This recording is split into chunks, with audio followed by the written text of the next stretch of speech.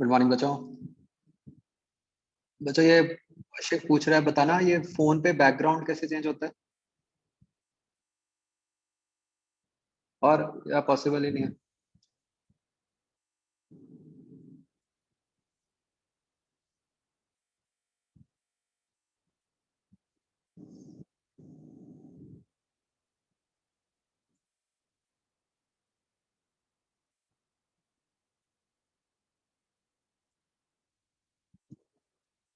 देखो video settings में होगा, अगर नहीं होगा तो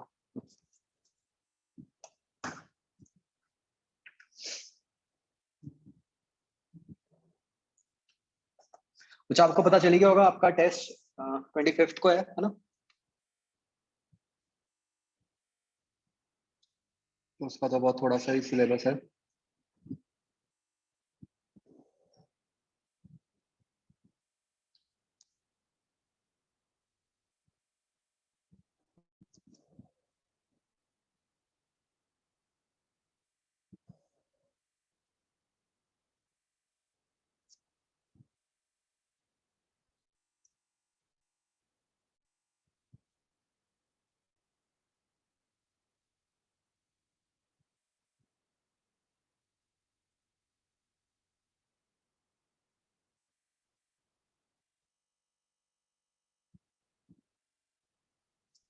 हाँ बच्चों, ये कर लिए सबने क्वेश्चंस? थोड़े से ही थे।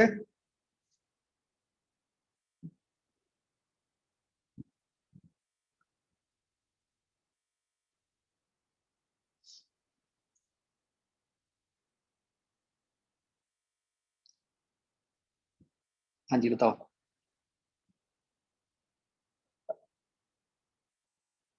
एक्सरसाइज 0 जी part, any doubts?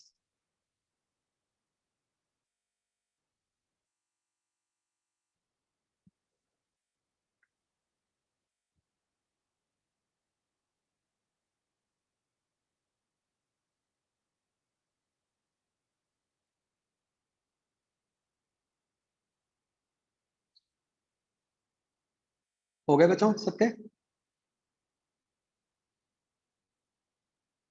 Okay. 7th question में कोई कंफ्यूजन तो नहीं हुई किसी को? बस डायरेक्ट रिजल्ट्स यूज करें ना सर। हाँ हाँ, डायरेक्ट रिजल्ट्स। तो मतलब मैं एक बार फिर भी 7th क्वेश्चन करके दिखा रहा हूँ। बस क्या करना है, देखो जैसे मैंने आपको कहा है कि डायरेक्शन तो सिचुएशन देख लिया करो, है ना? तो जैसे पॉइंट पी पे ऊपर वाली प्लेट के कारण फील्ड किधर को होएगी? Away from it, sigma bye 2 epsilon not. ये जो 2 सिग्मा वाली प्लेट है, क्योंकि इस पे नेगेटिव चार्ज है, तो इसके कारण फील्ड किधर को होएगी? Towards it, 2 sigma bye 2 epsilon naught. तो आप देख रहे हो मैंने साइन नहीं यूज किया, मैंने सीधा डायरेक्शन यूज कर ली, है ना? बस यही एक ध्यान रखना होता है, यही गलती होती है। और फिर जो सबसे नीचे वाली प्लेट है, इसके कारण भी टुवर्ड्स इट होएगी, सिग्मा बाय 2 एप्सिलॉन नॉट। तो नेट हो गई आपकी ये 2 सिग्मा बाय एप्सिलॉन नॉट हो गई डाउनवर्ड्स, जो कि माइनस के कैप डायरेक्शन है, इसलिए सी आंसर आ गया, राइट?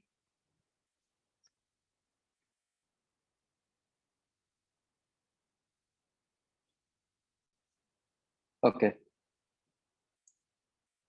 एक्सरसाइज 1 बच्चों।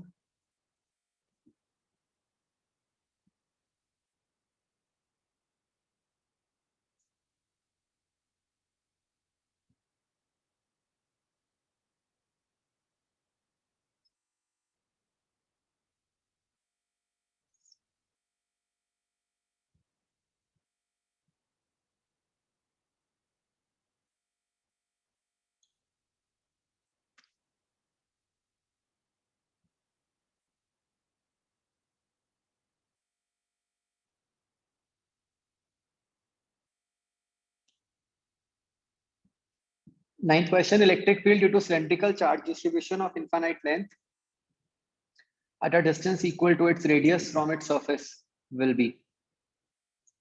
तो बच्चों आपको एक बात समझनी होगी कि एक सिलेंडर और एक इनफाइनाइट वायर में कोई फर्क नहीं है ना? एक ही बात तो है। वायर भी तो सिलेंडर ही होती है ना? Clear everyone? ठीक है जी। एंड देन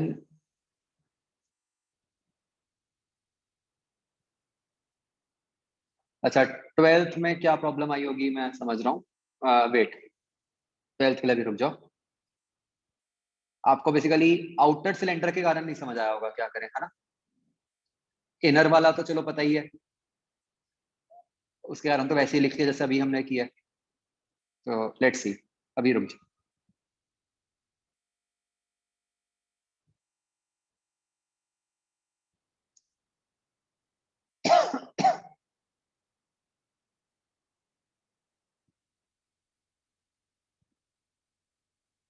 नाइन्थ का आंसर ए होगा, कुछ और दिया होगा क्या? ये होगा सर 2r का 2l। अच्छा अच्छा, नहीं, अरे नहीं भाई, रेडियस आर फ्रॉम सरफेस है, तो टोटल डिस्टेंस तो 2r है ना। सिली मिस्टेक, समझ गए। ओके, और कोई क्वेश्चन बचो?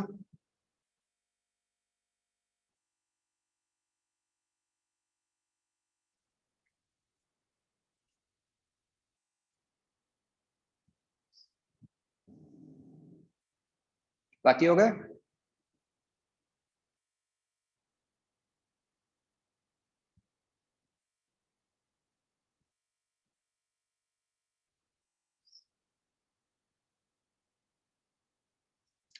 Eleventh question, two infinitely long wires, the force per unit length on either wire।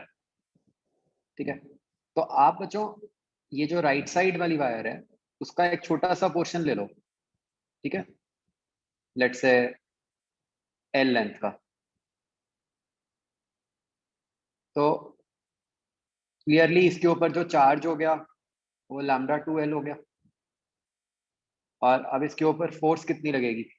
Q E, charge into field. अब आपको बच्चों ये बात क्लियर है, फील्ड किसकी होएगी? दोनों की? नहीं, है ना, इसीलिए मैंने आपको बताया था पहले, फील्ड किसकी होती है, उसके अलावा जो है उसकी, है ना।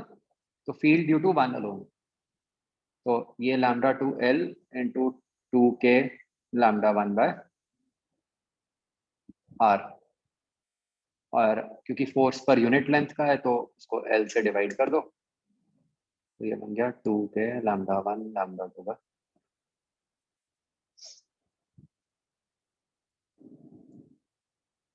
क्लियर?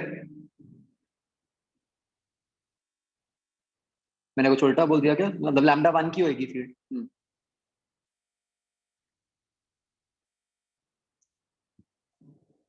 क्लियर बच्चों?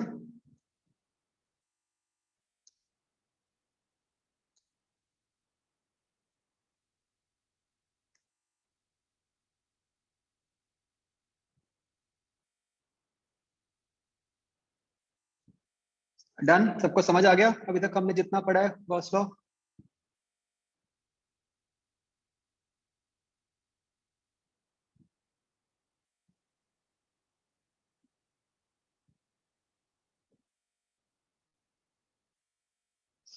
ओके बच्चों, अब से ना मैं बोलूंगा नहीं, ये लास्ट वार्निंग है, अब से मैं बस आपको वेटिंग रूम में डाल दूंगा अगर आप कैमरा ऑन नहीं होंगे। पता नहीं आप क्या मेरे इनविटेशन की वेट करते रहते हो हर रोज।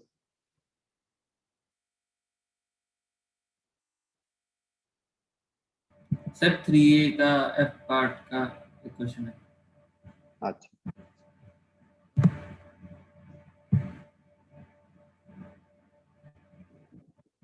हाँ जी, 7th। 3 एफ पार्ट बच्चों बताओ।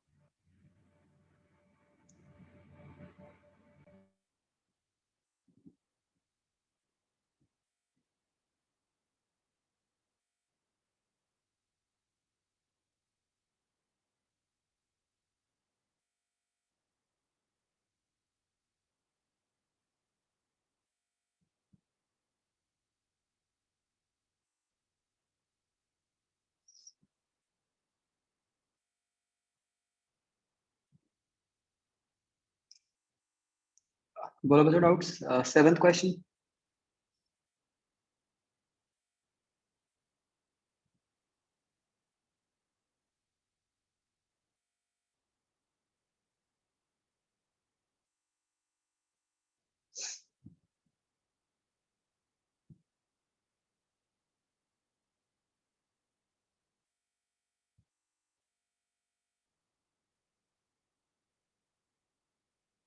तो जो 7th क्वेश्चन में बस एक ही कैच पॉइंट था, अगर आप क्वेश्चन ध्यान से पढ़ो, क्या लिखा है, न्यूट्रल वायर,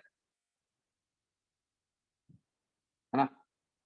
आपको ये लिख दिया न्यूट्रल वायर, और आपको ये भी बता दिया कि जितने इलेक्ट्रॉन्स एंटर कर रहे हैं उतने ही एग्जिट कर रहे हैं।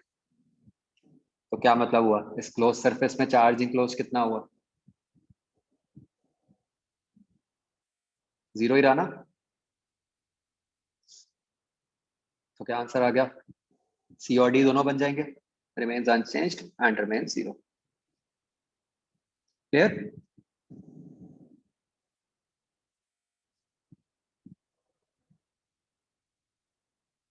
ओके, आगे।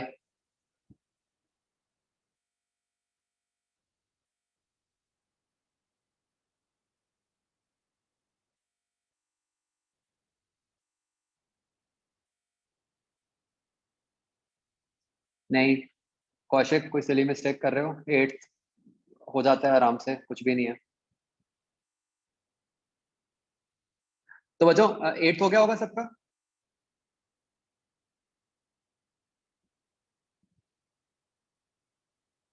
सर वो -7 है, वो दिखता नहीं है। अच्छा, वो 2 पॉइंट चार्जेस, वो हाइफन नहीं है, वो -7 कूलम है, यही कह रहे हाँ जी, उसकी वजह से गलती हो। हो गई मेरी भी। ठीक है, ठीक।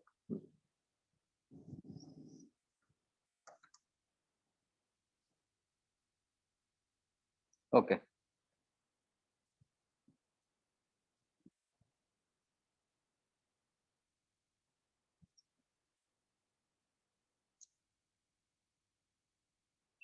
मुझे यहाँ तक किया था हमने लास्ट क्लास में।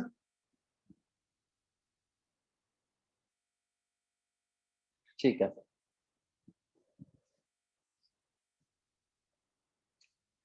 बच्चों एक बार आगे बढ़ने से पहले मैं एक क्वेश्चन दे रहा हूँ, मुझे ये करके दिखाओ सब।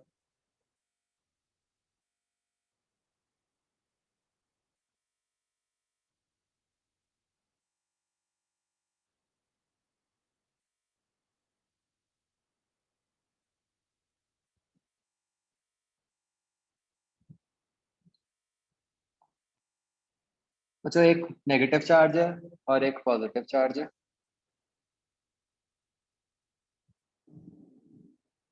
इन दोनों के एग्जैक्ट सेंटर से कोइंसाइड करते हुए हमने एक स्फीयर बना दिया। ठीक है, let's say some radius are.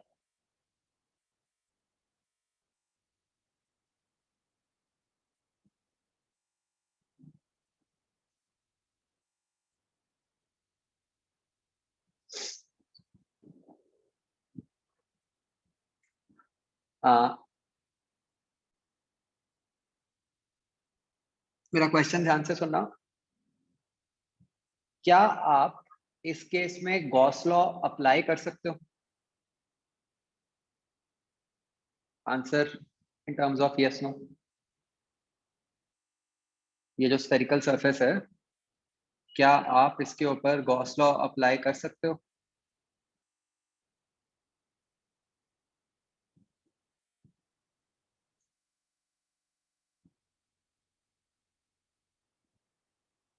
Close sphere है, हाँ।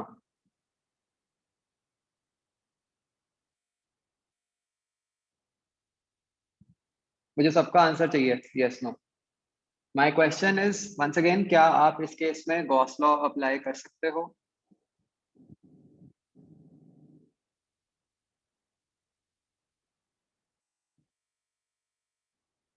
हाँ, इमेजिनरी स्फीयर, गॉसियन सरफेस।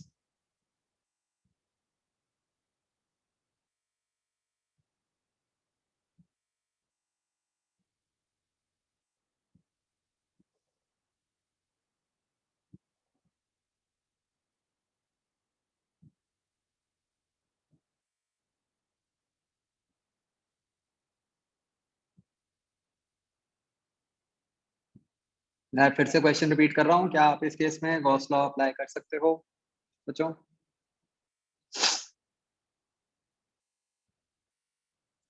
तो यस ऑफ कोर्स कर सकते हो। आप में से कुछ लोगों ने ना लिखा, मैंने पिछली क्लास में आपको क्या बताया था?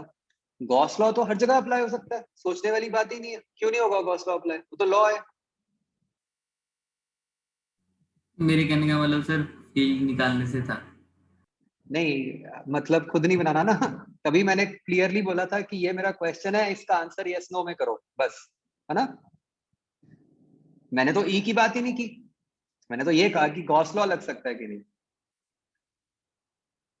है ना। समझ गए ना सब? ऑफ कोर्स गॉस लॉ लग सकता है। और गॉस लॉ से क्या पता चल रहा है कि फ्लक्स क्या होगी स्फीयर के थ्रू? जीरो होगी, है ना, क्योंकि स्फीयर के अंदर चार्ज इनक्लोज जीरो है ना। अब मैं क्वेश्चन चेंज करता हूं। क्या आप इस केस में गॉस लॉ अप्लाई करके फील्ड ढूंढ सकते हो?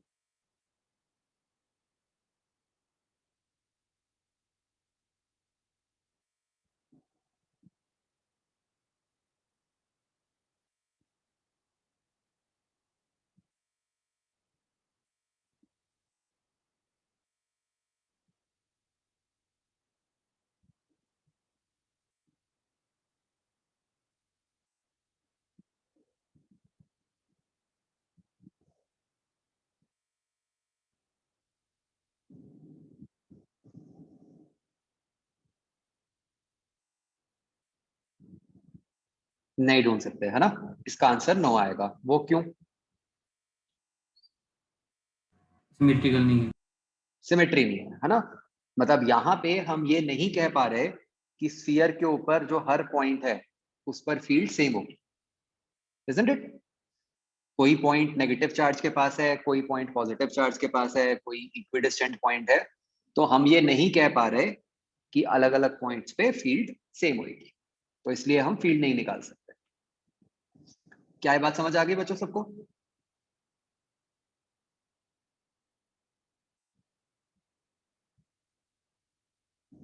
Third question. जैसे हमने कहा कि इस केस में फ्लक्स जीरो है, तो क्या हम ये कह सकते हैं कि फील्ड भी जीरो होगी?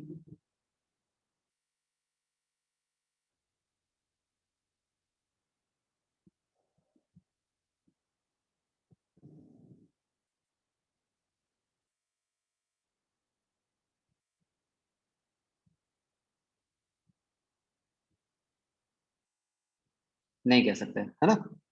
क्यों? वैसे तो सेकंड क्वेश्चन से ऑटोमेटिकली आंसर आ ही गया, जब फील्ड निकाल ही नहीं सकते तो हम कैसे बताएंगे कि वो जीरो है? एंड फ्लक्स जीरो का क्या मतलब है? अगेन फ्लक्स जीरो का मतलब तो ये है कि वो integral E dot D A zero है ना। उससे ई जीरो के बारे में तो आप कह ही नहीं सकते।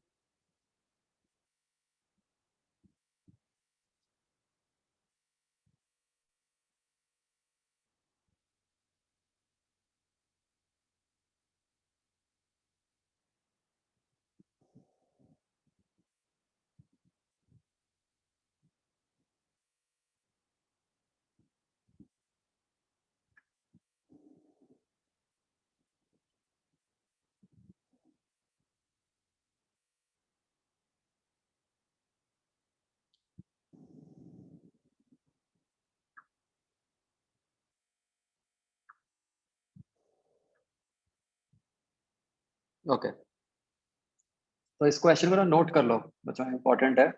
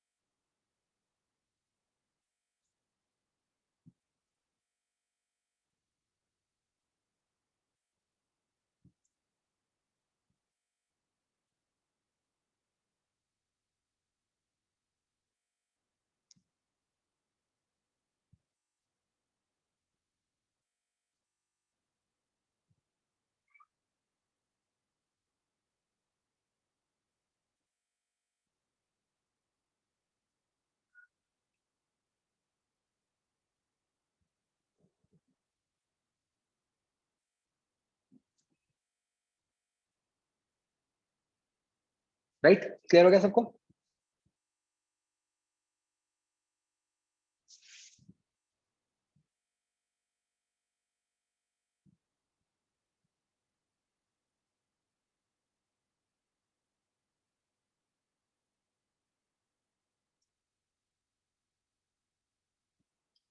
Okay, next example.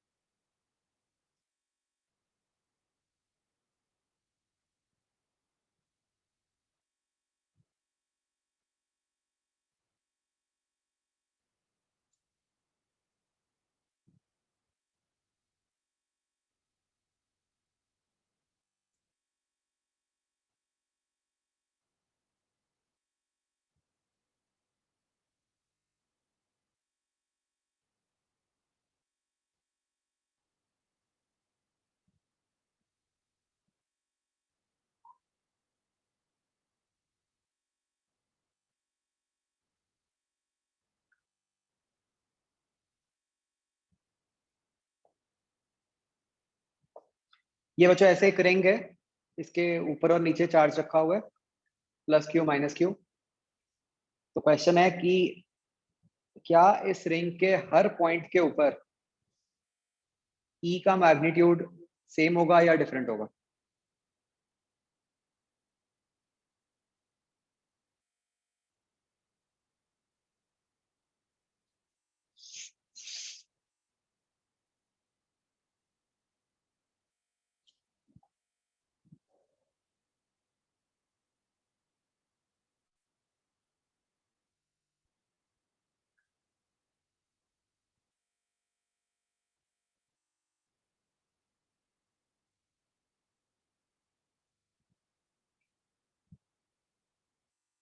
मैंने सिर्फ मैग्नीट्यूड पूछा बच्चों, डायरेक्शन नहीं पूछी।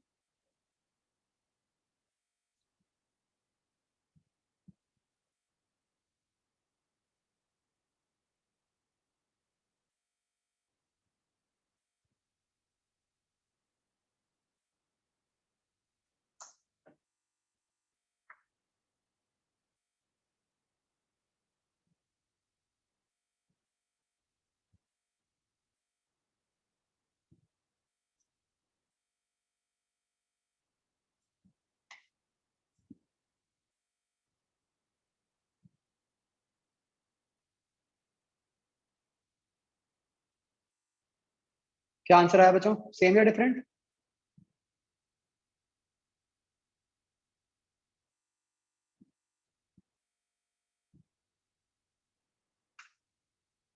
तो सेम ही आएगा, है ना?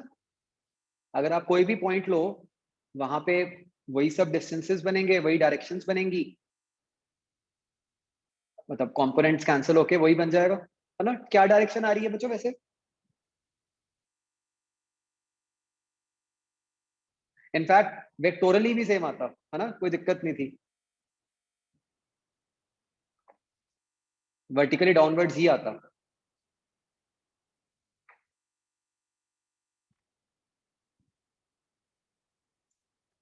बच्चों सबको ये बात क्लियर हो रही है?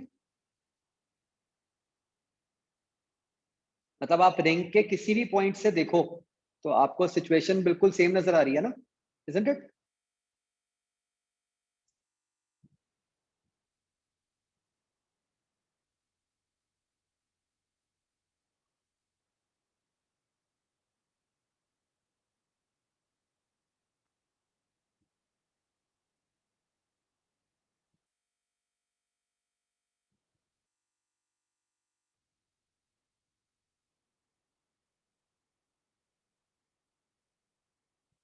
नीचे वाली लाइन सर आपने अल्फा लिखी है ना?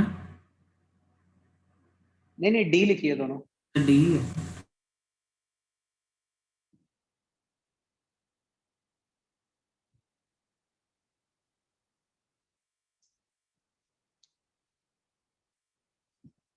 तो इसका आंसर सेम आ गया, राइट?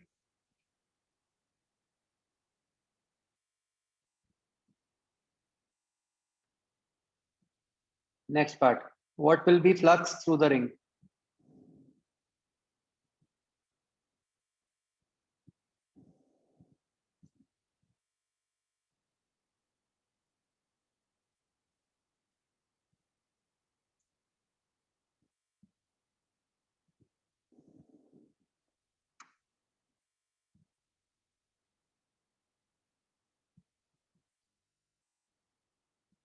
अच्छा, रिंग का मतलब ये नहीं पूरा रिंग का अंदर का, सिर्फ ring.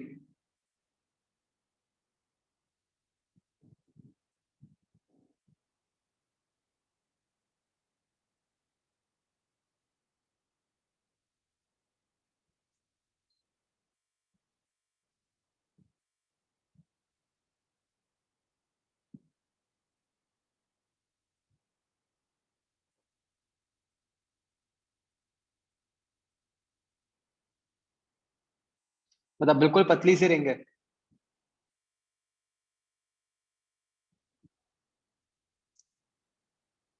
Assume negligible thickness of ring.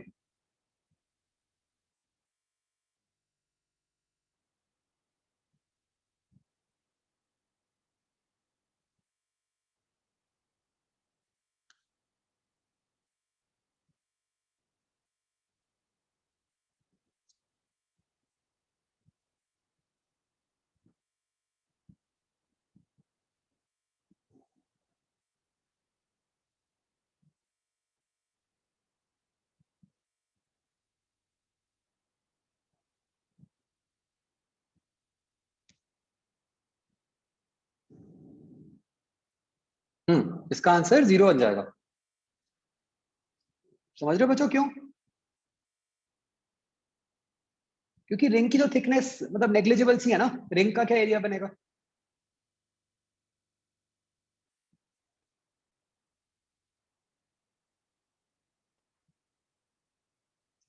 इस क्वेश्चन का मतलब क्या हुआ कि जो रिंग का मटेरियल है उसको कितनी फील्ड लाइंस कट कर रही हैं, वो तो नेग्लिजिबल होंगी ना बच्चों।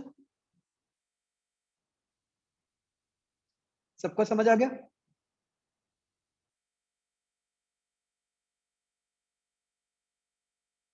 Okay, next part.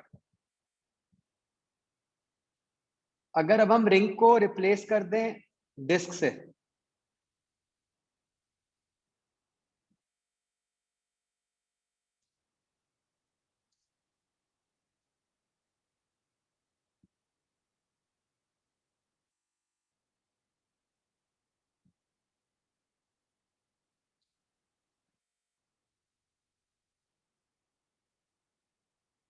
तब फ्लक्स बताओ।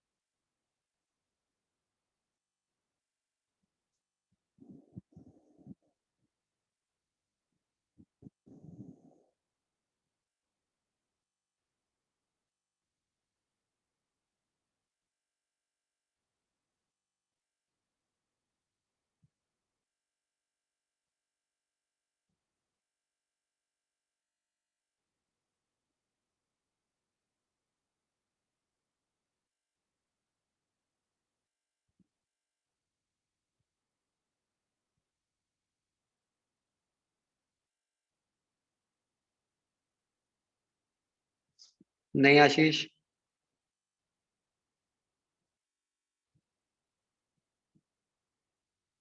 कुणाल गुड।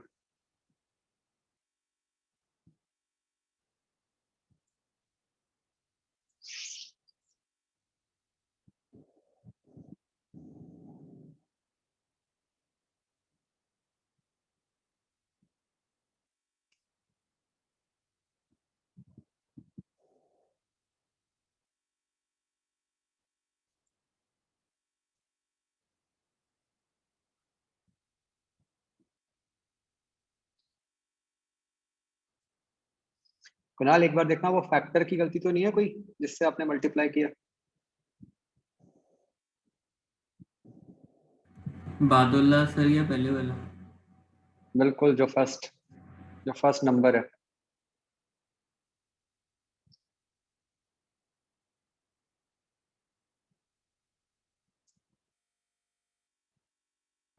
वन आएगा।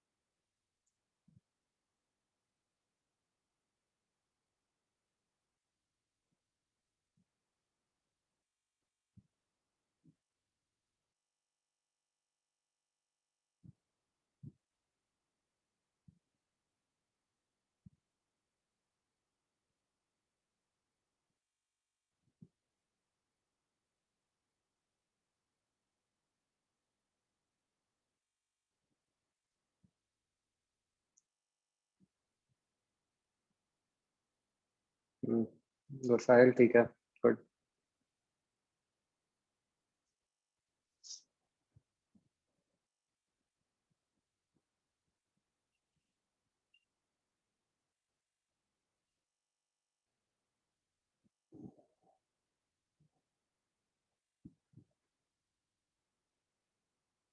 ठीक है वरुण।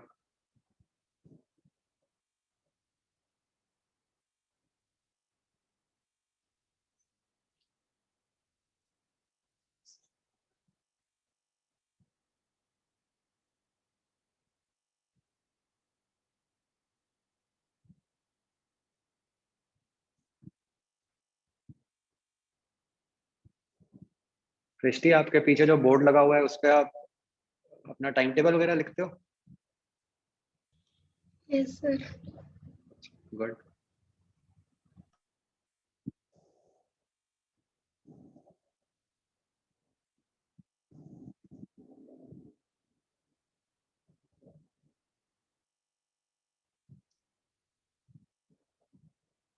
करण और ठीक है। गुड।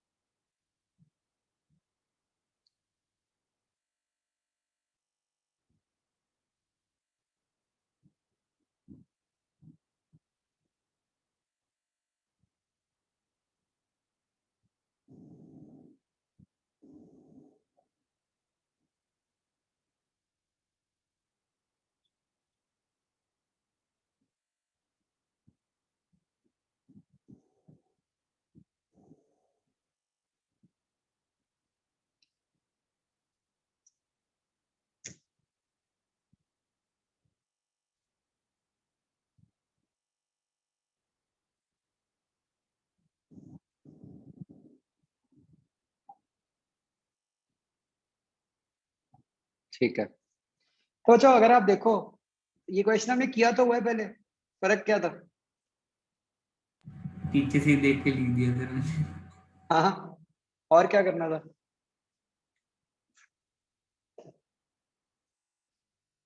ये क्वेश्चन, हाँ बस इतना फर्क है कि पहले जब दिया था तो मैंने ऐसे दिया था, नीचे चार्ज दी था, इजंट इट? यही क्वेश्चन तो था पहले। और अब अगर एक चार्ज नीचे भी लगा दिया तो उससे क्या फर्क पड़ेगा? डबल हो जाएगा, है ना? मतलब मैं तो सिर्फ ये देखना चाह रहा था कि आप, एक्चुअली तो मेरे दो पर्पस थे। एक तो ये कि पिछला फॉर्मूला याद है कि नहीं, एक ये कि आप सिमेट्री को समझ रहे हो कि नहीं। यहाँ पे प्लस माइनस चार्ज से इतना तो समझ आ ही रहा है ना कि जितनी प्लस से आएंगी उतनी माइनस से भी, माइनस की तरफ भी जाएंगी, क्योंकि सेम डिस्टेंस ही है। तो क्या मतलब हो गया, डबल हो गई।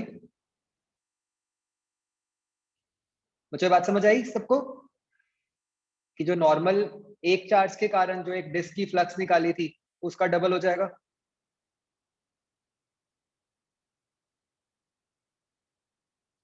विदुषी, आशीष, जसगीत, ये हो गया क्लियर? दत्ते Jain?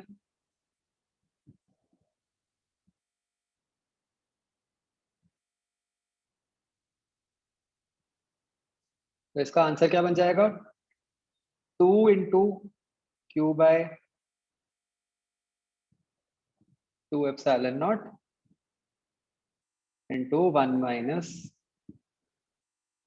cos alpha, where what is alpha?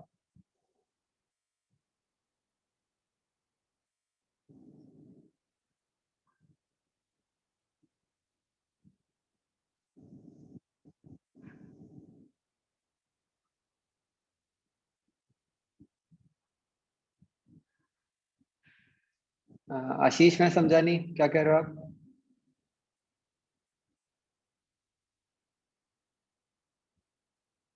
The what we are trying to say is कि जितनी चार्ज Q के कारण फील्ड लाइंस डिस्क को कट करेंगी उतनी ही माइनस Q के कारण भी करेंगी, and in the same direction.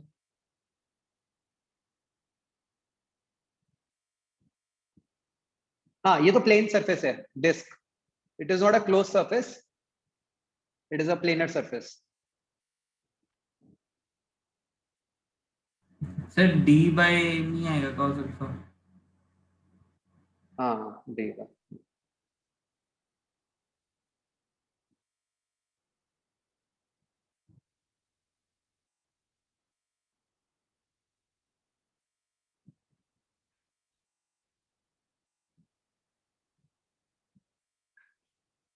आगे समझ बचो।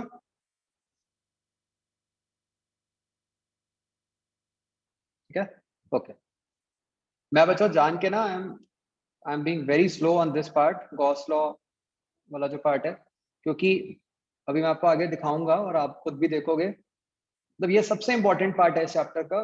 मतलब मैक्सिमम टाइम्स जो क्वेश्चन आता है वो इसी पार्ट से ही आता है।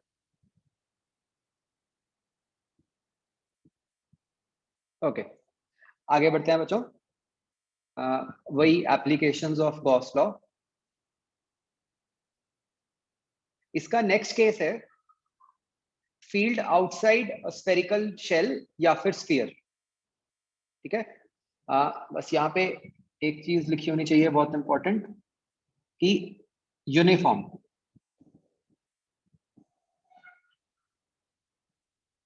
मतलब अगर स्पीयर है तो यूनिफॉर्म होना चाहिए, शेल, हाँ दोनों ही केसेस में मतलब यूनिफॉर्म चार्ज डिस्ट्रीब्यूशन होनी चाहिए। ठीक है,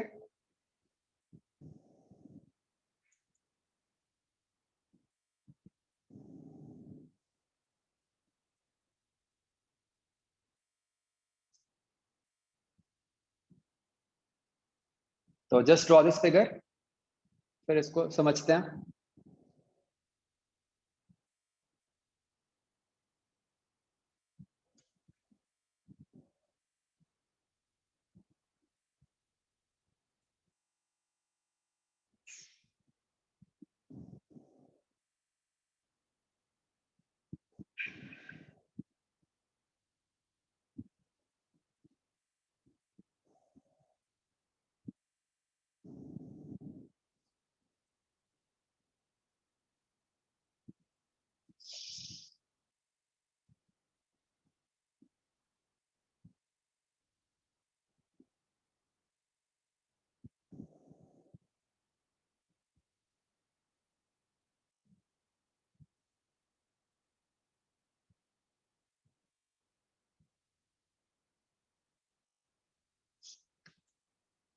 ओके, तो बच्चों अब हमें फिर भी आइडिया लग गया है। क्या हमें ये समझ आता है कि इस केस में ये जो हमने गॉसियन सरफेस बनाई है, इस सरफेस के ऊपर हर पॉइंट पे ई सेम होगा मैग्नीट्यूड वाइज, है ना, एक जैसा ही दिखेगा हर तरफ से, और ई जो होगा वो ए वेक्टर के पैरेलल ही हो गया, है ना। तो बस यही चाहिए होता है हमें गॉस लॉ के लिए। तो फिर ये क्या बन गया, ये जो इंटीग्रल ई डॉट डी है, अब मैं इसको सीधा लिख दूं कि ये E into 4 pi R square बन गया, which should be equal to जो भी स्फीयर का चार्ज है upon Q by epsilon naught. तो ये जो ई है ये Q upon 4 pi epsilon naught R square बन गया। Please don't confuse between small R and capital R, right. यहाँ पे जो स्मॉल आर आया है वो कौन सा है, जो भी डिस्टेंस है पॉइंट पी का। This has got nothing to do with the radius of the sphere, right.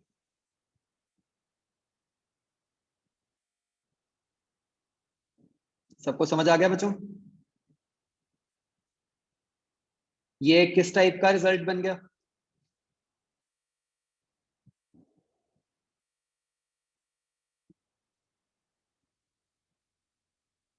जैसे हम ग्रेविटेशन में कहते थे, याद करो कि if you are outside the sphere it behaves like a point mass, और इसीलिए हम स्फीयर के ऊपर फोर्स वाले फॉर्मूलाज लगा देते थे, याद है, लॉ ऑफ ग्रेविटेशन। तो वही चीज यहाँ पे आ गई कि एज लॉन्ग एज आप एक स्फेरिकल चार्ज के बाहर हो तो वो स्फेरिकल चार्ज एक पॉइंट चार्ज की तरह बिहेव करता है। Is this in clear?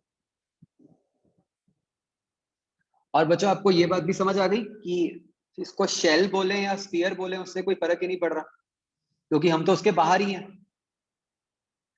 Radius के अंदर क्या है उससे तो कोई फर्क ही नहीं पड़ रहा।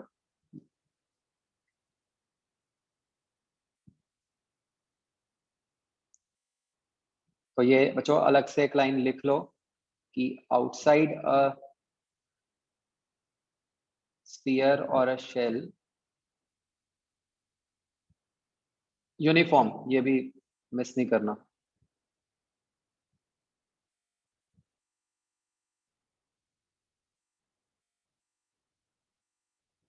It behaves like point charge.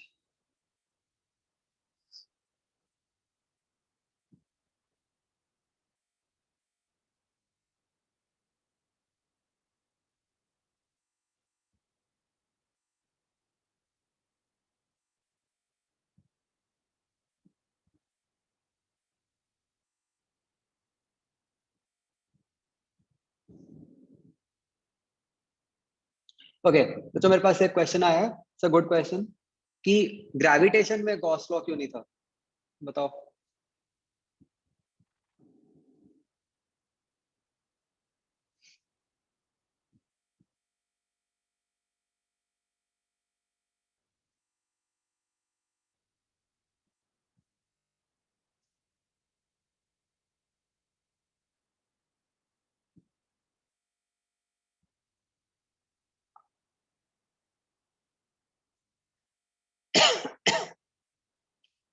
नहीं, ग्रेविटेशन में भी आप फील्ड लाइंस डिफाइन कर सकते हो, कोई दिक्कत नहीं है, वो तो हमने ही बनाई है, वहां भी बना सकते हैं। मतलब वहां पे भी फील्ड लाइंस और फ्लक्स डिफाइन हो सकती है।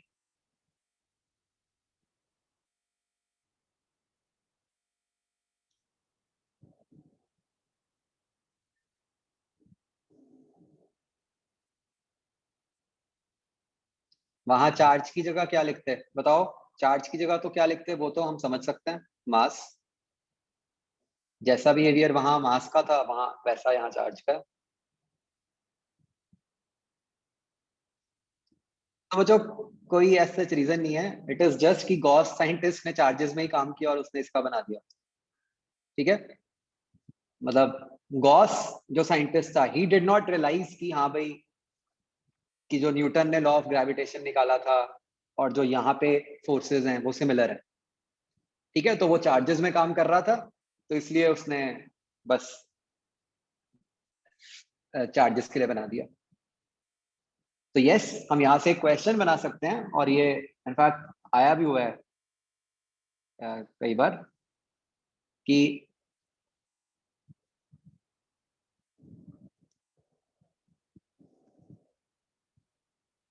What will be equivalent of Gauss law in gravitation. फटाफट लिख के बताओ बच्चों मुझे।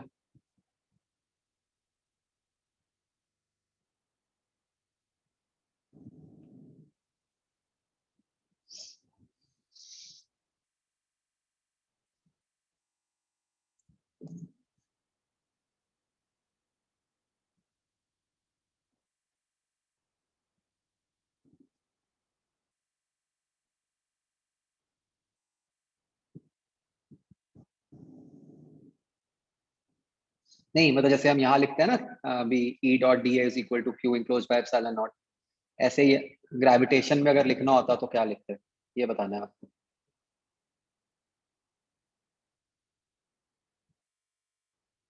ठीक है हर्ष।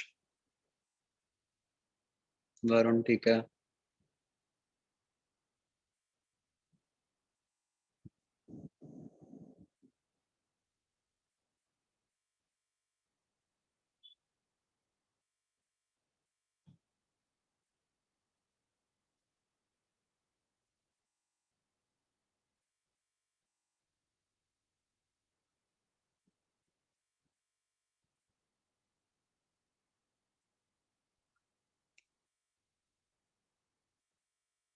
कुणाल थोड़ा और सोचो, राइट हैंड साइड।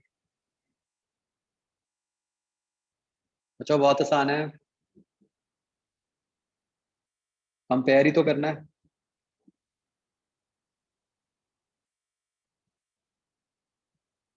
करण नूर ठीक है। गुड साहिल ठीक है।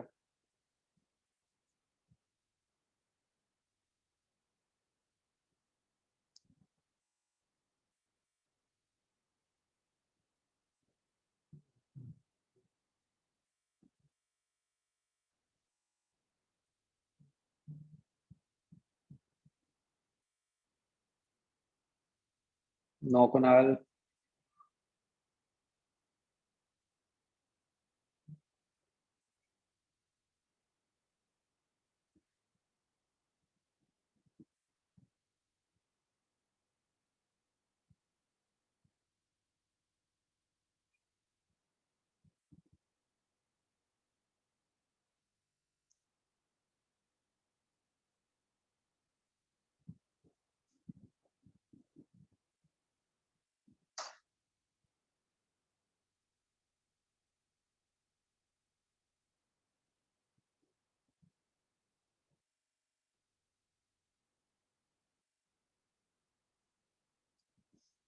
तो यहाँ पे क्या बन जाएगा, वही लेफ्ट हैंड साइड तो वही है, इंटीग्रल ई डॉट डी है। राइट हैंड साइड पे you will get 4 pi GM।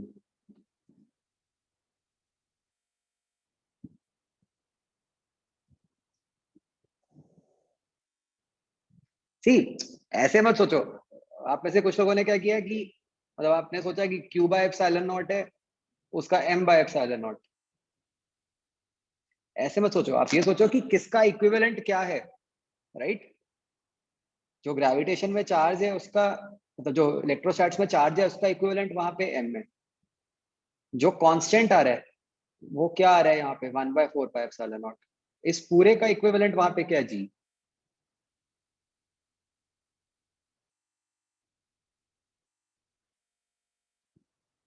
Correct. तो मतलब 1/एप्सिलॉन नॉट की वैल्यू क्या होगी, 4 पाई G हो गई, तो इसलिए 4 पाई GM बन गया। समझ आया आप?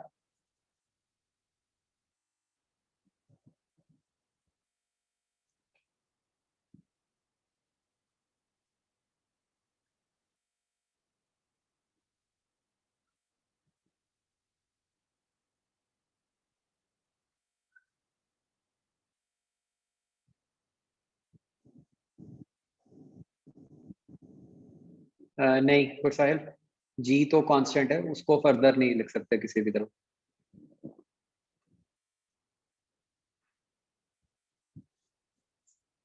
हाँ बच्चों, आगे समझ सबको?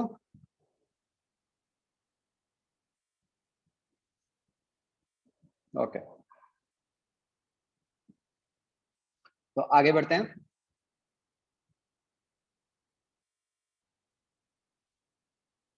नेक्स्ट केस है बच्चों, field inside a sphere. Again please mention uniform.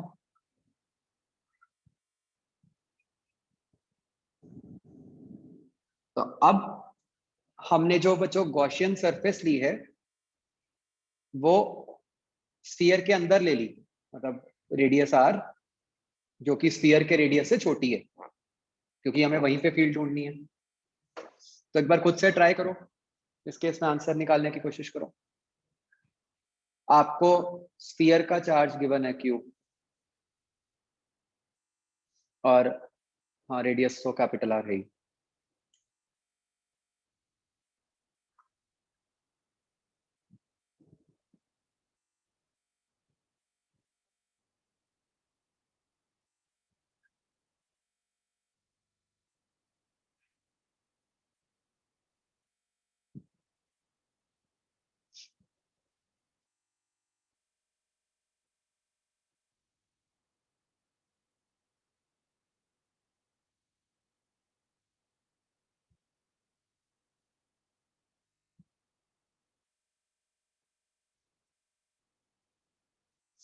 नहीं हमें तो थिंक अगेन।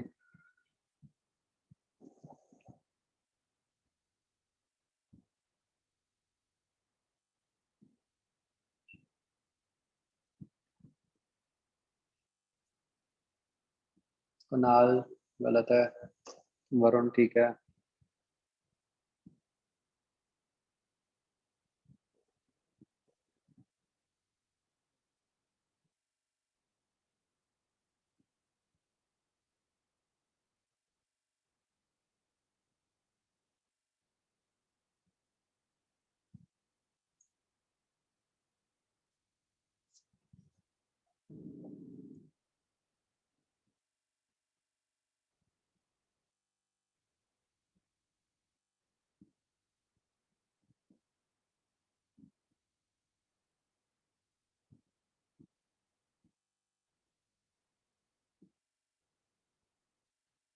हाँ अमितोष ठीक है। करण नूर गलत है। नहीं बच्चों, जो चार्ज स्फीयर है वो ब्लू वाला है, राइट? और जो गॉसियन सरफेस है वो हमने अंदर बनाई है, उसके डॉटेड लाइन। हम एक स्फीयर के अंदर फील्ड ढूंढने की कोशिश कर रहे हैं, राइट?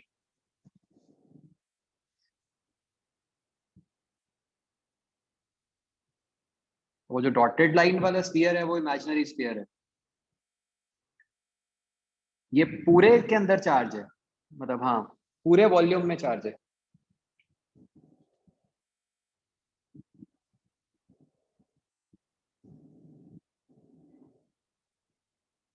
निष्ठा ठीक है। कौशिक ठीक है। रणवीर गलत है।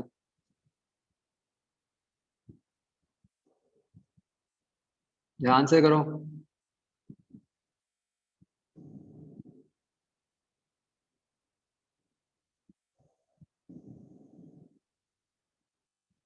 अंशुमन गलत है।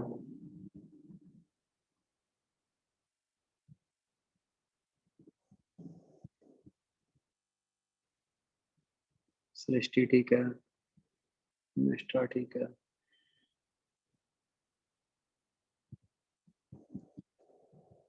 कौशिक ठीक है। आशीष ठीक है।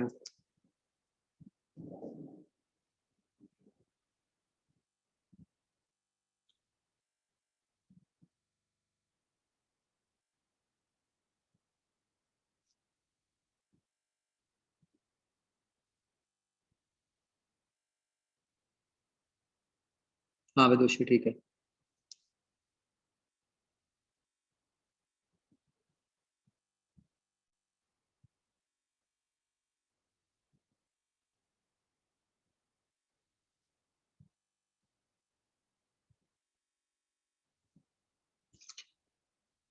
ओल्ड स्टूडेंट्स आपका तो वैसे ही गलत नहीं होना चाहिए था, मतलब फेमिलियर केस ही तो है।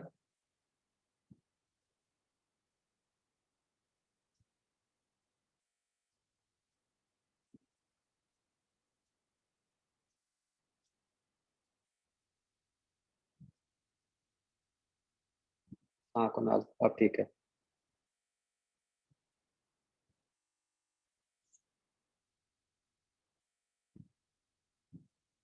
मनकीरत, आपका आंसर नहीं आया अभी तक।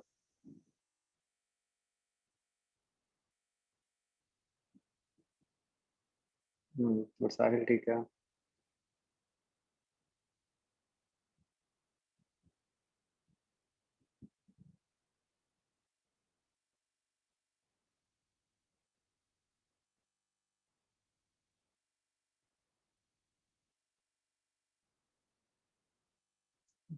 अंशुमन ठीक है। तो बच्चों क्या करना था फिर से? देखो, फर्स्ट स्टेप तो हमेशा वही रहेगा, आइडेंटिफाई करना क्या सिमेट्री है। बिल्कुल है, चारों तरफ से स्फीयर के सब कुछ वैसा ही दिख रहा है। तो अब क्या बन जाएगा? E इंटू 4 पाई r स्क्वायर। बस ध्यान रखो, है ना। अब यहाँ पे आएगा Q enclosed by epsilon naught, मतलब we are interested in only the charge which is inside the dotted sphere, correct? तो वो कैसे लिखोगे? Unitary method. भाई 4/3 पाई r क्यूब में चार्ज कैपिटल क्यू है, तो डॉटेड वाले में कितना चार्ज होगा? इजंट इट बच्चों? तो बस इससे आपके पास E क्या आ गया? KQR/r cube.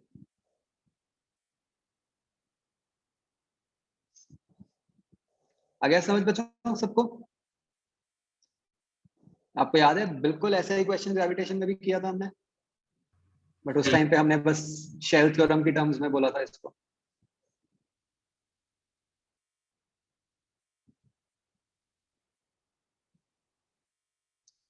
अच्छा बच्चों, इसको ना एक और तरीके से भी लिख सकते हैं, चेक करो और वो याद भी रखना है।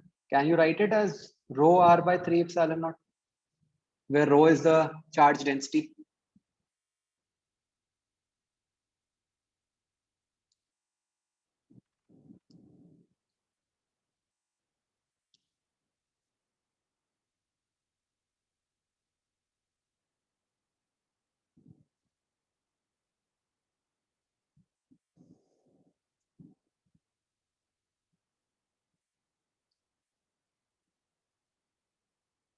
बहुत आसान है, बस चार्ज को लिख दो एज डेंसिटी इनटू वॉल्यूम।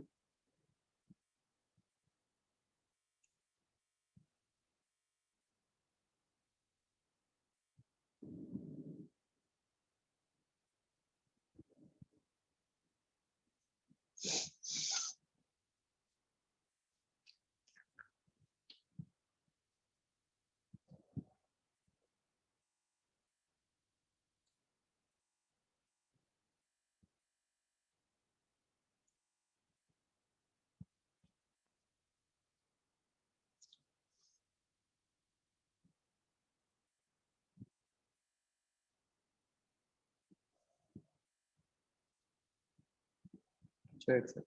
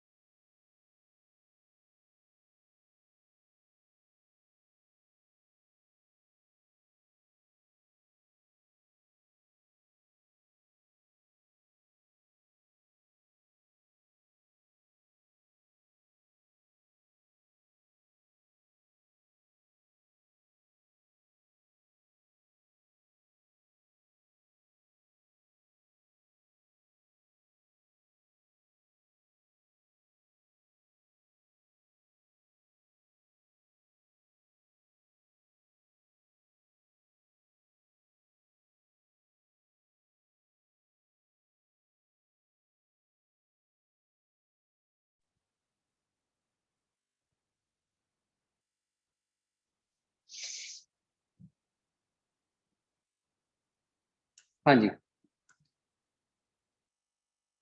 तो बच्चों ठीक है, ये क्लियर है सबको? ओके बच्चों, इसी का ही अगला केस।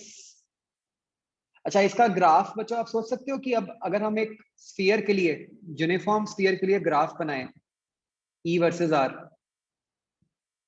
इनसाइड भी और आउटसाइड भी, तो क्या इस तरीके का ग्राफ बनेगा जैसे बना हुआ है देखो?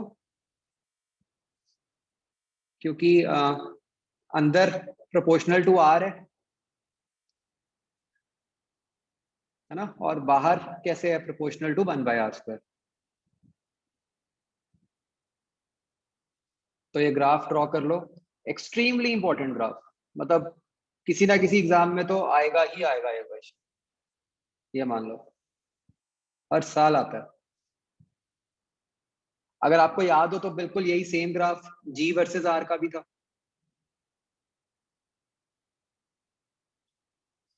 हाँ,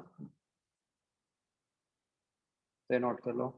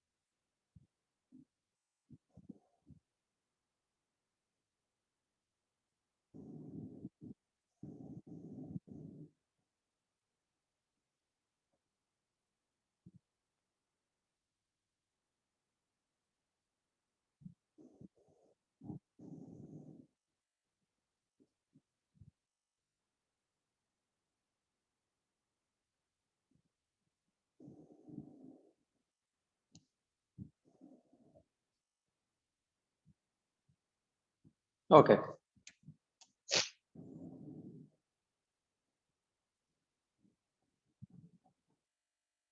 अच्छा बच्चों, एक ऐसे ही गॉस लॉ अप्लाई करके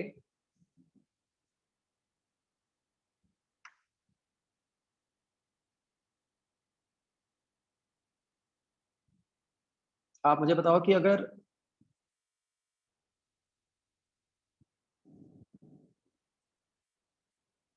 ऐसे यूनिफॉर्म हॉलो शेल होगी, उसके अंदर कितनी इलेक्ट्रिक फील्ड होगी?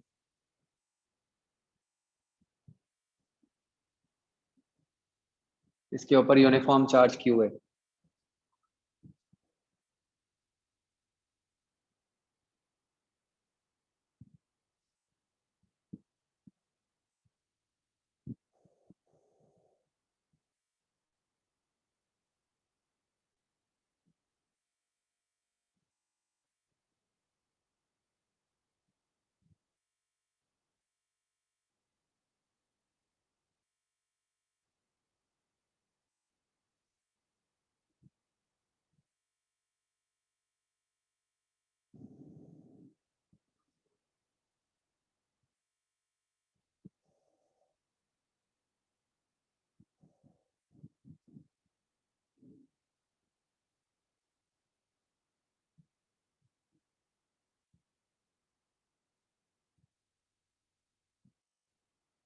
तो इस केस में क्या होगा, अगर हम सिंपल ऐसे गॉसियन सरफेस बनाएंगे,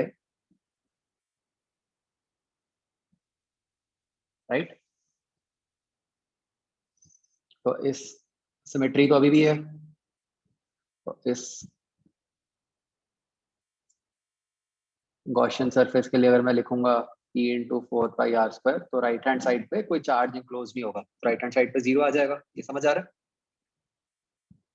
तो इसलिए यहाँ पे E 0 आ जाएगा।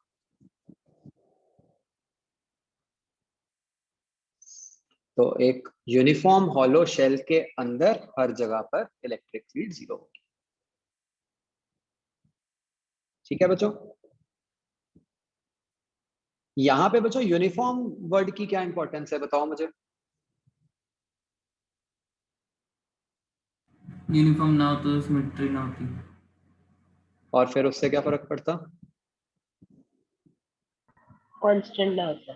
फील्ड फिर बहुत ई कांस्टेंट ना होता, फिर हम integral E dot D A को ई इंटू 4 पाई r² ना लिख पाते, राइट। फिर तो हम सिर्फ ये कह पाते कि फ्लक्स जीरो है ना, हम ये ना कह पाते कि ई जीरो।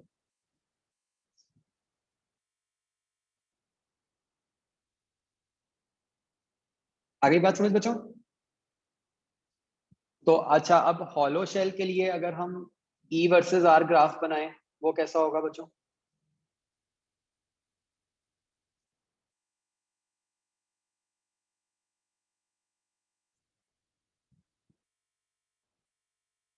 इनसाइड आउटसाइड दोनों।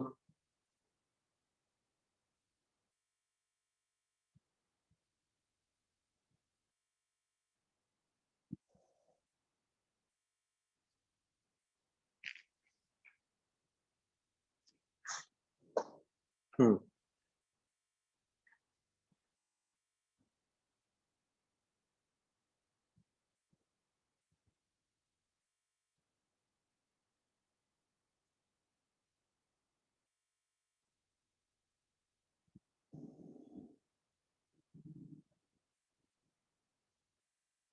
तो बिल्कुल सिंपल ही है कि पहले ऐसे और फिर ऐसे।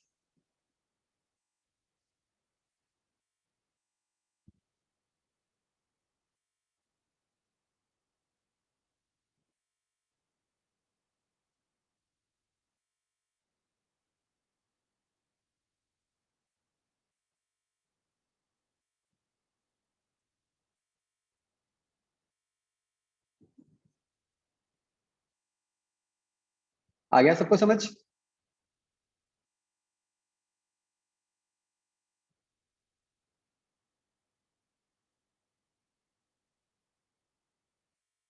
तो बच्चों हम ऐसे कहते हैं कि सरफेस के जस्ट अंदर जीरो है, ठीक है, और जस्ट बाहर वो वही के क्यू बाय आर स्क्वायर बन जाती है। मतलब ये एकदम झटके से ही चेंज होती है।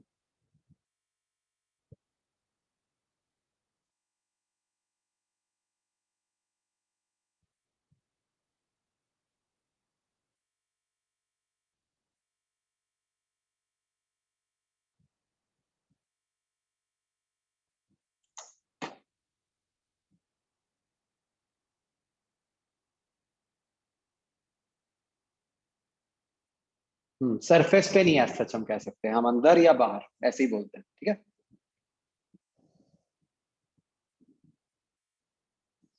सबको क्लियर हो गया बच्चों? आपको ये क्लियर हो गया कि बिल्कुल वही ग्रेविटेशन वाला ही केस बन गया?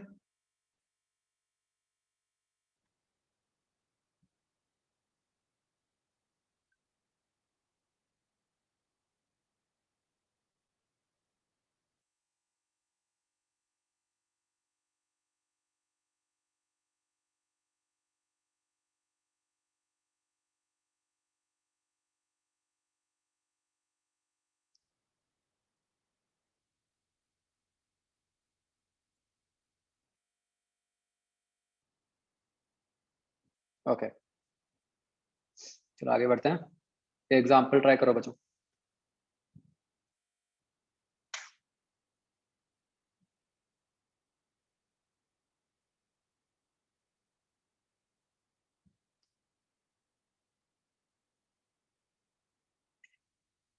ये बच्चों दो शेल्स हैं, ठीक है।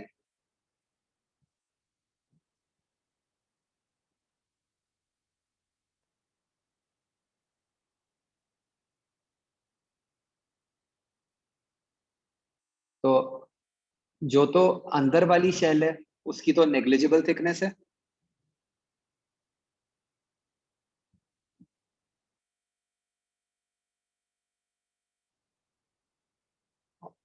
और जो आउटर शेल है उसकी इनर थिकनेस बी है, आउटर थिकनेस सी है।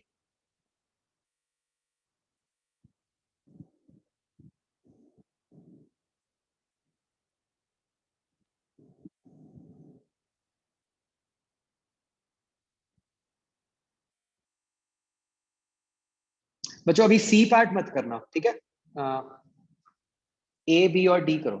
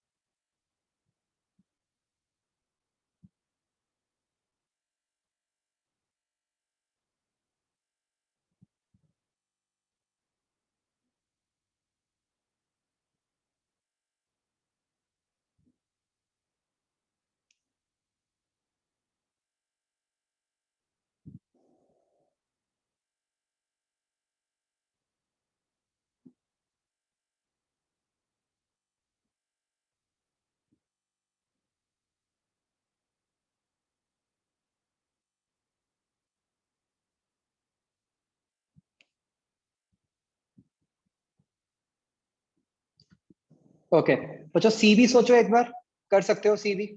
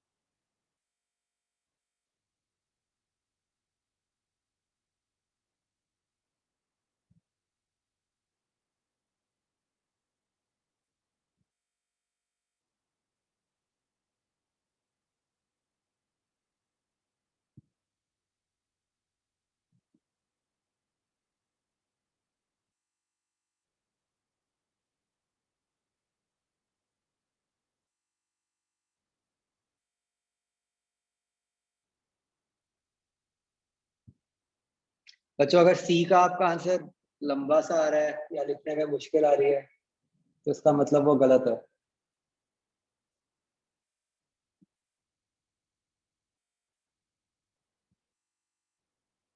अभी तक जिन्होंने भेजा भी है वो गलत है।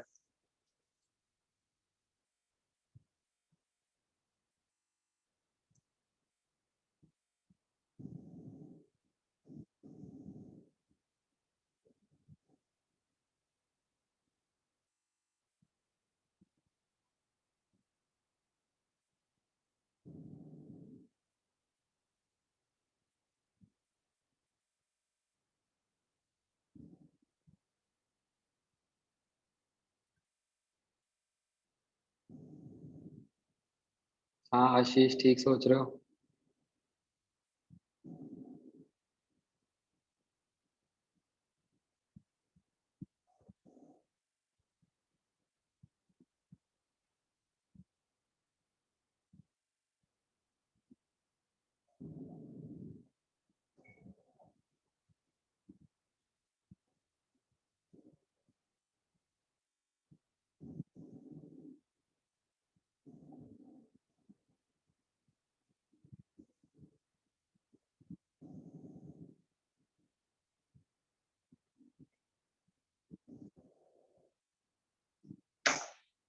नहीं वरुण, तुमने तो फिर वही लंबा सा लिख दिया।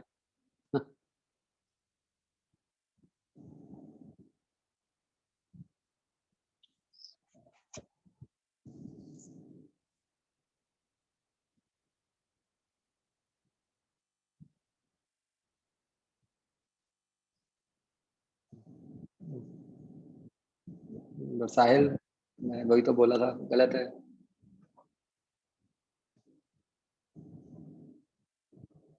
सही है, मैंने बता भी दिया था तो भी तुमने उसके बाद मेहनत की है।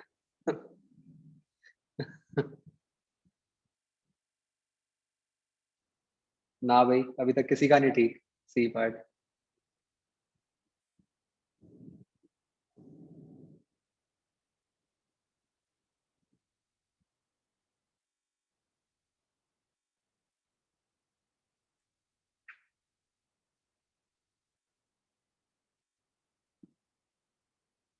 करंट कौन सी सरफेस?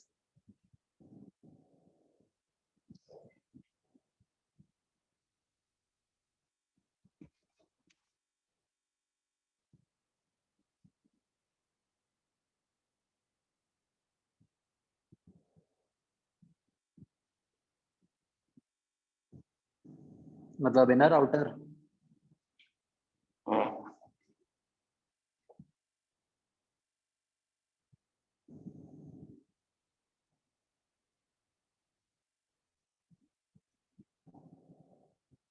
कनाल गलत है।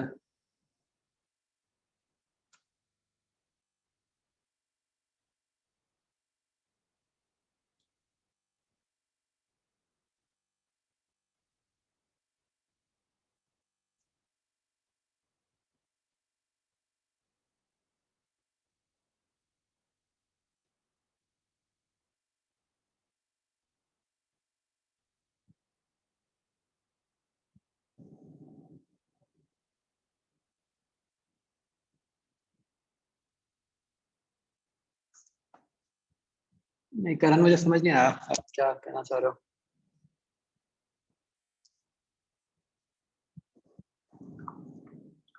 हाँ बच्चों, बता दूं आंसर सी का।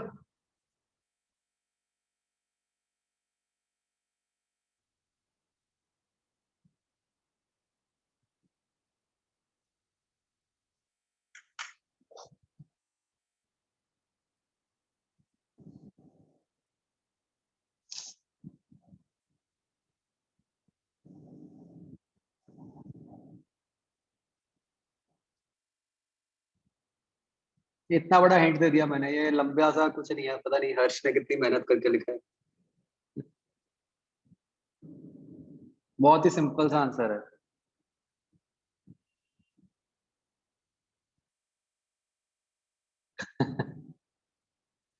हाँ हर्ष, अच्छा गैस है।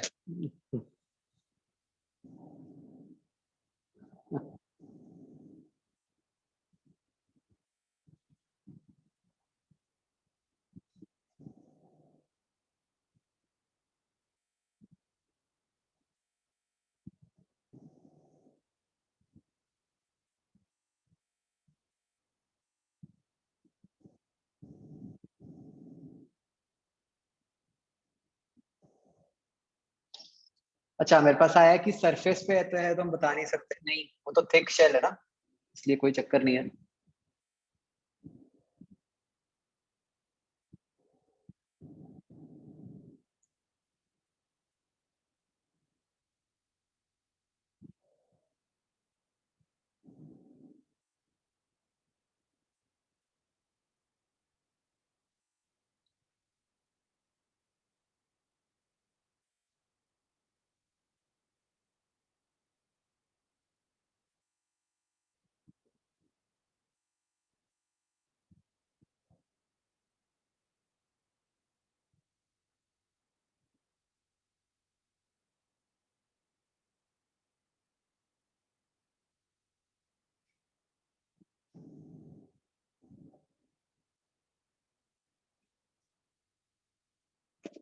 नहीं सृष्टि। चलो अगला हिंट, ये जो तीन आंसर लिखे हैं इनमें से ही है कोई। इनफैक्ट तीन भी नहीं है, दो ही हैं। दो में से ही है, तो थोड़ी मेहनत कम होएगी तुम्हारी अब।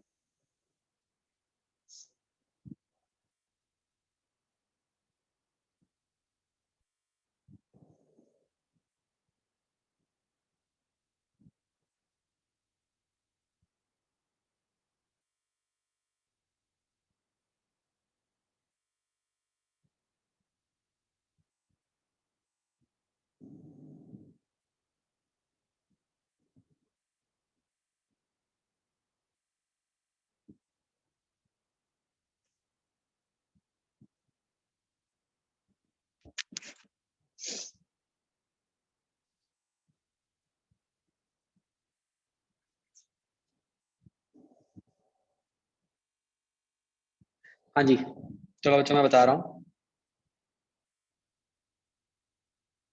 इसका आंसर 0 है।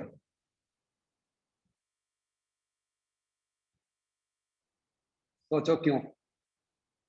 देखो दो तरीके से आप सोच सकते थे बच्चों। पहला तरीका था, क्या लिखा हुआ है, कंडक्टिंग शेल्स, है ना।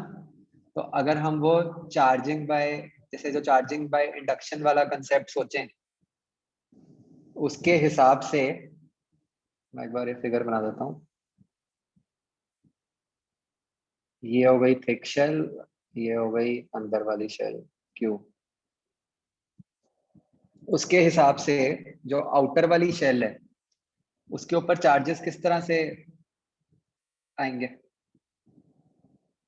उसके ऊपर तो माइनस चार्ज क्यू है, वो इस प्लस क्यू की तरफ अट्रैक्ट होगा, तो सारा माइनस चार्ज किधर को आ जाएगा, ऐसे, इजंट इट। तो अब आप अगर कोई भी गॉसियन सरफेस बनाओगे,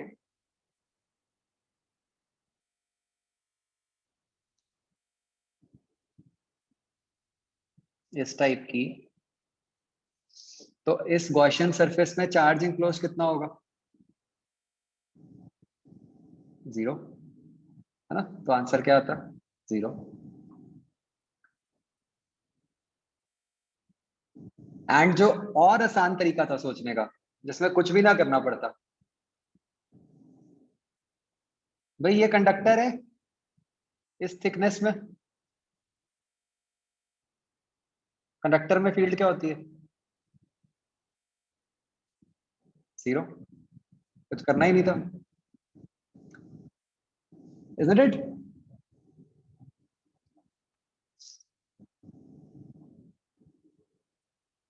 पता नहीं कितने बड़े बड़े से आंसर बना के लिख रहे थे सब। तो सब में आप क्या कर रहे थे, जो मुझे लग रहा है वो आपके ऑप्शंस देख के, कि आप वो चार्ज को यूनिफॉर्मली डिस्ट्रीब्यूट कर रहे थे, है ना, इस शेल के अंदर, और फिर उससे निकाल रहे थे कि कितना चार्ज अंदर इंक्लोज हो गया। तो कुछ नहीं करना था, कंडक्टर वर्ड आ गया, कहानी खत्म।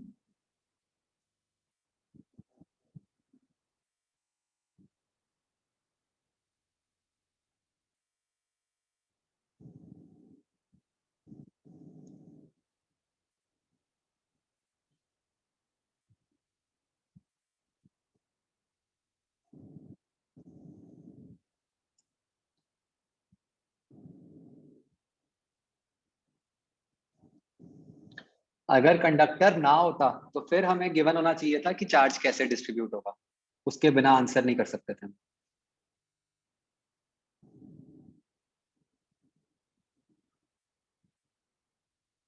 ठीक है बच्चों, आप एक बात समझ रहे हो कि अगर आउटर शेल पे चार्ज -q की जगह कुछ और भी होता, कुछ भी चार्ज होता, तो भी हमारा आंसर तो 0 ही आना था।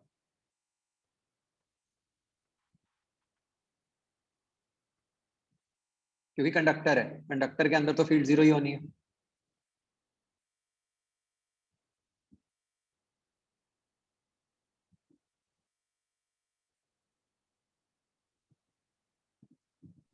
सर फिर अगर गॉस लॉ लगाते तो नेट चार्ज तो बचता। नहीं नहीं, फिर क्या होता कि जैसे मान लो एक मिनट के लिए इमेजिनरी सिचुएशन कि मैं इस आउटर शेल पे चार्ज 5q दे देता, ठीक है, मान लो -q की जगह 5q दिया हुआ है, तो अब फील्ड तो 0 ही होनी है। ठीक है, फील्ड 0 है तो मतलब चार्ज इनक्लोज्ड 0 होना चाहिए। अब साथ में गॉस लॉ भी लगना चाहिए। तो वो कैसे होता फिर, कि जो अंदर वाली साइड है उधर आता चार्ज -q, ताकि चार्ज इनक्लोज 0 बन गया, और फिर जो आउटर वाली साइड है उस पे चार्ज आ जाता 6q। तो उससे सही हो गया ना, चार्ज इनक्लोज 0 बन गया और टोटल चार्ज 5q ही रहा।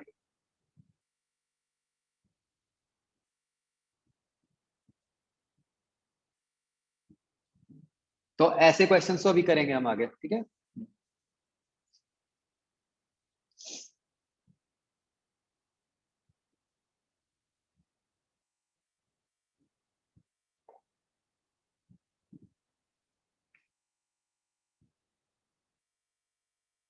हाँ भाई, क्लियर हो गया सबको?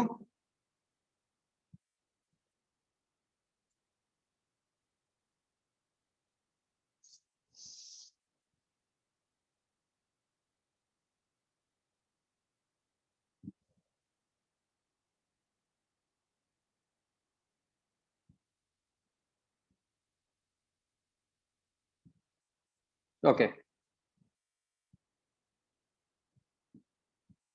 तो ये बच्चों सी के ना लिख लेना रीजन, कि कंडक्टर है इसलिए।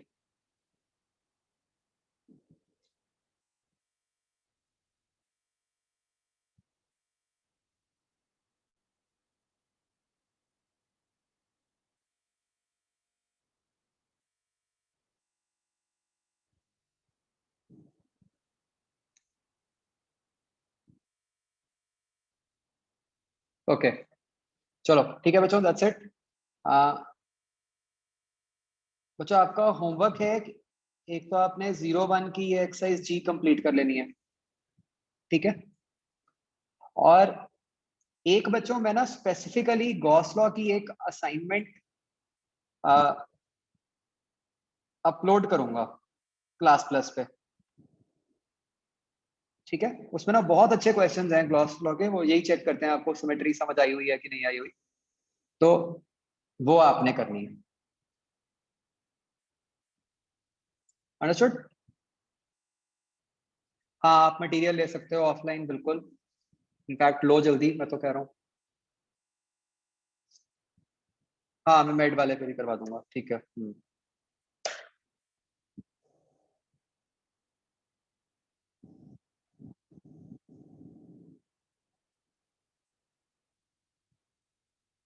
ठीक है बच्चों, दैट्स इट। आशीष, आप कौन सा कर रहे हो? सेकंड केस कौन सा? B part?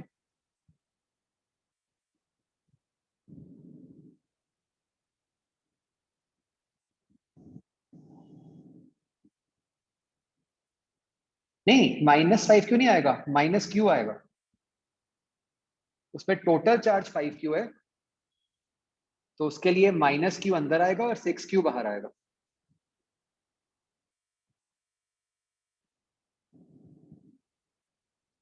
तो अंदर -Q आएगा।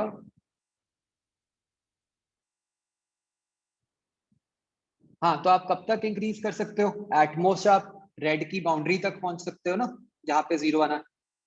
तो इसीलिए हम ये कहते हैं कि जो 6Q है वो बाहर की तरफ आएगा।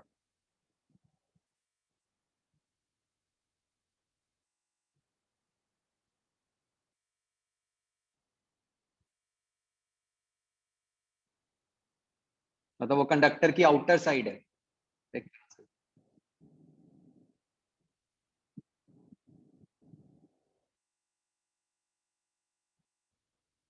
नहीं, नेगेटिव सिर्फ इस केस में क्या होगा, मतलब जैसे, मतलब बच्चों एक बार मैं एग्जैजरेटेड व्यू दिखा रहा हूँ कंडक्टर की, कि सारा नेगेटिव चार्ज जो है वो ऐसे इधर को आया होगा, ये जो -Q है, और सारा पॉजिटिव चार्ज बाहर की तरफ आया होगा।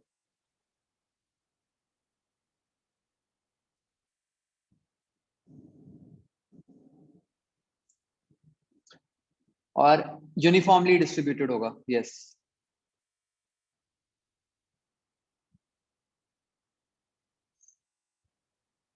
ठीक है बच्चों, क्लियर टू ऑल?